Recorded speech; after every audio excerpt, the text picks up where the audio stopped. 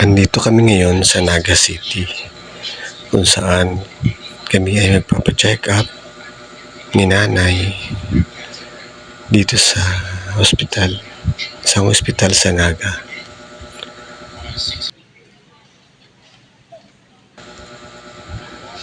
Ang dami niya nang upo ni nanay, hindi ko siya makita kung nasaan.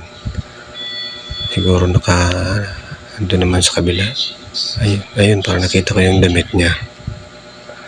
Dahil sa sobrang tagal ng paghihintay, ang dami ng tao kasi. Ang daming taong nakapila. Ayan, dahil mainit.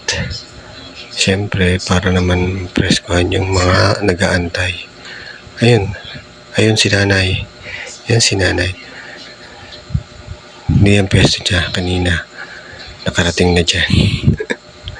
At yan, yung mga nasa tent, nag-aantay din sila para tawagin ang kanilang pangalan kung saan ay magpapacheck up din sila.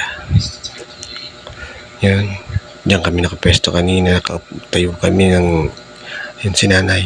Andun, bumalik na naman sa upuan niya at nasa haligi nakatayo dahil kanina pa nag-aantay ng tawagin ng pangalan. Ayun na, bumalik na naman at naupo. Siguro napagod na. Kawawa naman si nanay. Halos maghapon kaming nag-antay. Ay, pagod.